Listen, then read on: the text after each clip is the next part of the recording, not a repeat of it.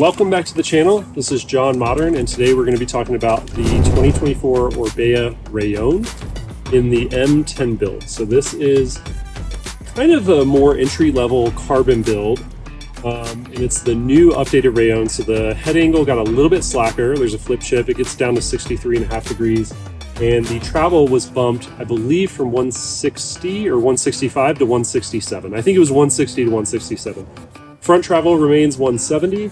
And we'll just kind of jump into the parts kit. So for the M10, this one came, I thought it was the best balance of quality parts that were available everywhere and not spending too much money on a bike I know I'm not going to keep for more than a year. So XT brakes, which worked great.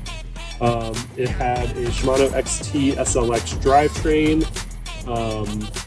Orbea branded, I think it's the MC32 wheel set, which I've talked about in other videos, but it's basically their alloy wheel set, which I've found to be as durable and as comfortable as most other big brands alloy wheel sets out there. I think with a lot of these kind of like trail, all mountain enduro alloy wheel sets, they're comfortable, but if you ride them really hard, you are going to bend them, and if you bend them hard enough, they're not going to hold air, and that just happens to all of them. The tough ones, the lightweight ones, and everything in between.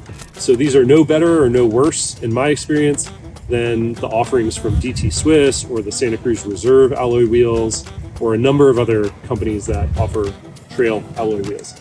It also comes with the Fox Performance, so no compression, damping in the shock, just rebound. It's pre-tuned for this bike. And then for the fork, you just get the kind of one big compression knob, and no fanciness.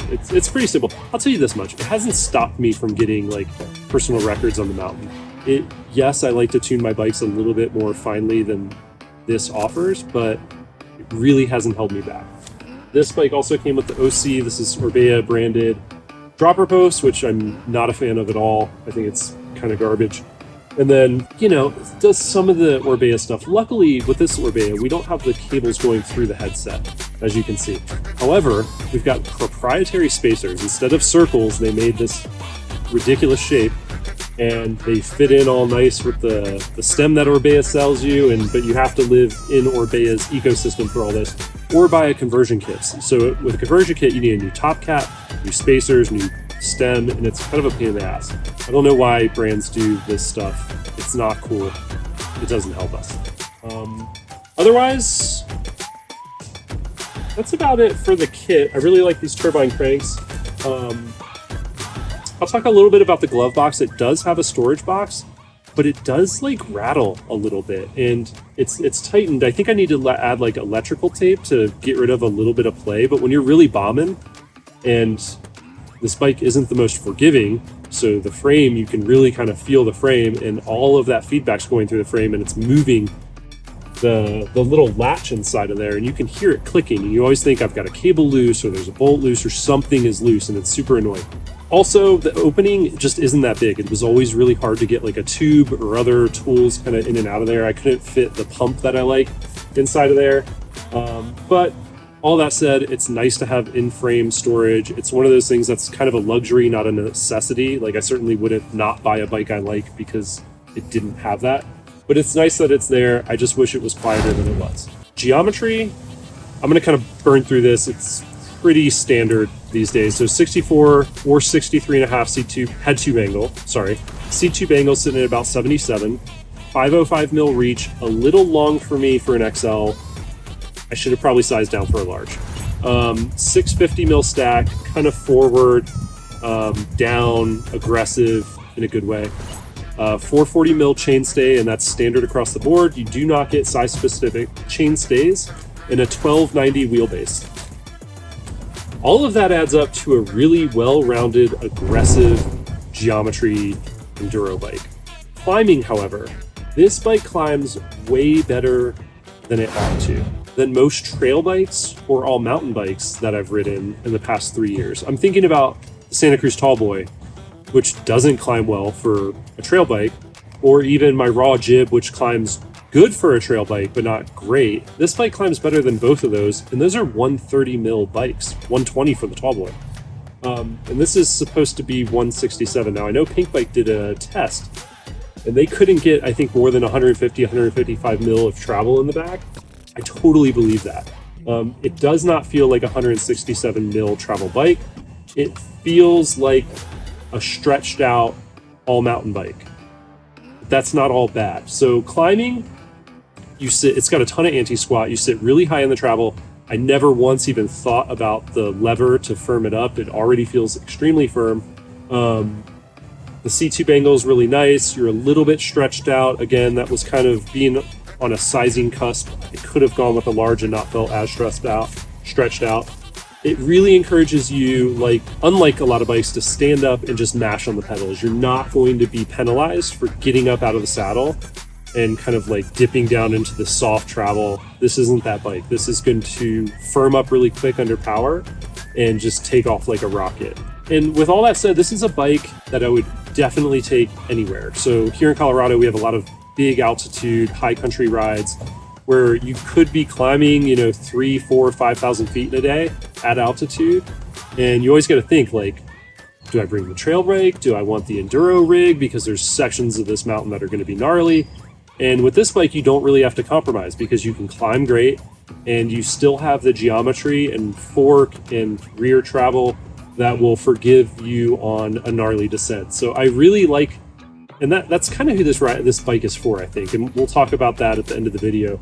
It makes for a big bike that's just extremely accessible for people who have to do a ton of climbing downhill. So I talked about how this bike had no business climbing as well as it does. You find out why on the descent. There's a ton of feedback through that rear end. I did change this to a RockShox Vivid at one point, just to see, and it did feel, and it was a really like linear tune on that Vivid. It felt softer, but it never felt like the gushy, super forgiving enduro bike that you think it is on paper with 167 mil of travel. On the other side of that coin, it does a lot of things great, and I think it is just for a specific rider. So it's got super sharp handling. Since you're never like sunken down into that travel, the geometry stays pretty aggressive and forward, and it never feels like some of these enduro bikes. I mean, it really feels like a smaller, shorter bike with a big wheelbase, and you can just get really precise with where you want the front and rear wheel to be. You can change direction really quickly. It never is holding you back from making up for a mistake and kind of throwing the bike in a different direction. It generates insane amounts of speed. If you are the kind of rider that can read the contour of the terrain in front of you and pump through it, if you're that kind of rider, it's the fastest bike ever. If you see the terrain ahead of you and you just kind of sit back and plow it, it's just going to feel chattery and awful. So I think that kind of defines who it's for, right? Like, some days I'm really energetic and can have that much trail input, but some days I don't want to do that. Some days I just want to go really fast through chunder and let the bike do the work and maybe take in some bigger impacts. But if you're the rider who's racing and always has that kind of input, this bike's going to reward you and you're going to fly. The feedback through the rear end will make you ride more smoothly. You're going to start to account for that and get light where the trail wants you to be light and get heavy where it wants you to be heavy and generate speed. I wrote a question here. Is this an overbuilt all mountain bike or a race bike for the fittest, most engaged rider? Because those are kind of two different things, right? Is it an overbuilt all mountain bike, which, yeah, some people could see it that way, or is it the enduro bike for racers who are in incredible shape, work out all the time, and have the energy to put the input in to get the speed out of it without feeling like the trail beats you up along the way? Because if you don't have the energy to be really active and engaged on the descents, you will start to feel a little bit beat up. Your legs and everything's just going to be a little more jarring, unless you're light when you need to be light. So comparisons, let's see. I'm also on the Rocky Mountain altitude right now, and that couldn't be more opposite end of the spectrum for an enduro bike than this bike, which is hilarious because the Rocky, I wouldn't take it everywhere. I definitely wouldn't take it on the high country rides. I didn't bring it to Squamish. I thought it was like too much bike for a lot of the trails and the jibbing around the slabs. In Squamish, I went there recently, and I wanted a bike that would be good in most terrain because we go to North Shore, we did Roberts Creek, Sunshine Coast, sometimes we go to Pemberton, sometimes the bike park, and definitely all around Alice Lake and Diamond Head. In a lot of those places, you need agility and you're doing slow tech moves. You're not necessarily rallying mock chicken down the trail. And unless you're rallying mock chicken down the trail, the rocky altitude feels cumbersome. You feel like you're always like deep in its travel, and it's hard to like make little adjustments. Whereas this bike feels really great in all those situations. The only place in Canada I would have traded the Rocky for the Orbea Rallon would have been Seymour in the North Shore. They're like old school, very natural terrain, downhill tracks, and at the speeds we were going, this started to feel like a big all mountain bike, and having the Rocky feeling like a downhill bike would have been great. But everywhere else, this was just way more versatile and a better weapon. Plus riding, 4,000 feet daily back to back over 9 days, this just got up the hill a lot easier. So who's it for?